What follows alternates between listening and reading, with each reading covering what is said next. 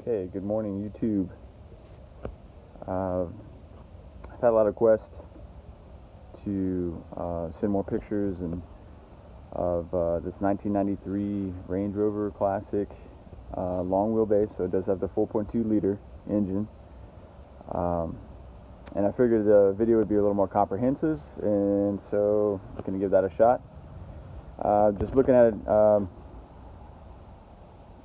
I pretty much bought it as is 3 years ago plus, and I've owned several of these, several Land Rovers, and knew what I was getting into. It's been really a good truck though. It's been reliable.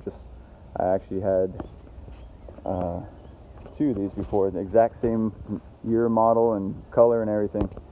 And so the only thing I've done to this is a 2.5 inch suspension lift. But I had bought this truck sight unseen. I'd only seen pictures of it, and drove out to New Mexico. I bought it in Albuquerque and drove it back, so without issue. It has 250,000 plus miles on it. Evidently the former owner did rebuild the engine at some point. I believe it because it really runs quite well. So down here in beautiful San Antonio, Texas, it's about 55 degrees this morning, and I'll just do a cold start, and everything's registered. I drive it almost every day. I try to drive it at least a couple times a week. It was a ranch vehicle, so locks work when they want. Sometimes they don't, sometimes they don't, sometimes they do. But this will give you an idea of in real time, what's going on with the wear and tear here. This is all original. It's never been restored or anything. I got a little droopy headliner per usual. Everything's there though. I never really did anything to it other than drive it and some simple maintenance. So we'll go ahead and start it up. It's a factory stereo. Have all the paperwork. I believe I'm the third owner. It really starts up every time with very little trouble. It's going to idle a little high because of the cold ambient temperature. I mean, it's cold for Texas, but I got the Japanese Toyos. Really cool tires, actually snow rated. I came with the ABR bumper. Have a 12,000 pound winch cable. I've used it several times. It works very well. We have your very common clear coat issue on the hood. But as you can hear, I mean,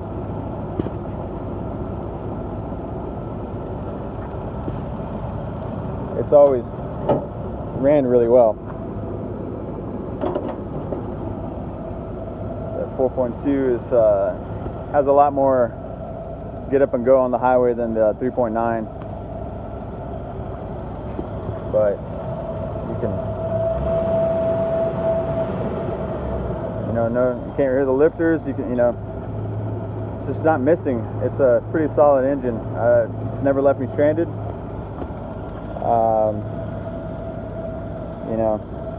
I have a new air filter. I maintain my vehicles really pretty well. It's a new battery.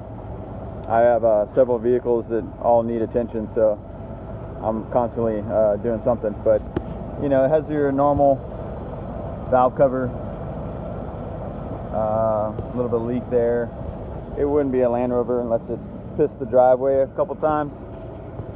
But really, if you look at, I know the lighting's not great, but the reason I bought this vehicle just by pictures was it just didn't seem to have a lot of rust. I mean, this thing is really solid where usually you have issues. That's all surface rust.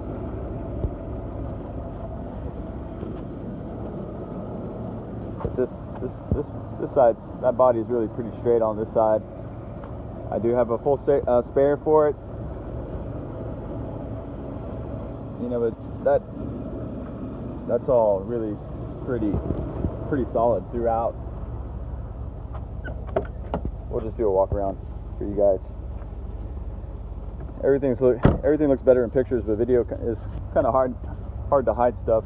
But yeah, you see that box frame is just barely even any rust. It was born and raised and purchased in New Mexico. They don't use a lot of salt on the roads, evidently. It just didn't really see a lot of rust. Got a little condensation coming out. That's not smoke. But yeah, I mean, that's it idles well.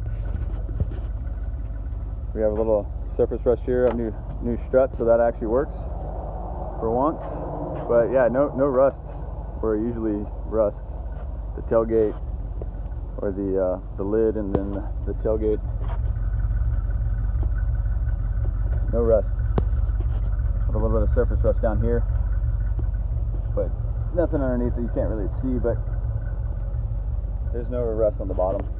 It's all complete. It's really dirty. Just got back from a camping trip a while back, but all original glass. Kissed it a couple times on a tree. For all you California people, evidently there's a shortage of these guys in California, because I have nothing but California people contacting me on this. But you know, it's not perfect. It's been used. It was a ranch vehicle. We sold the ranch, so I don't have a ranch anymore to go to, and so kind of not really doing it justice. But let's check out the engine again.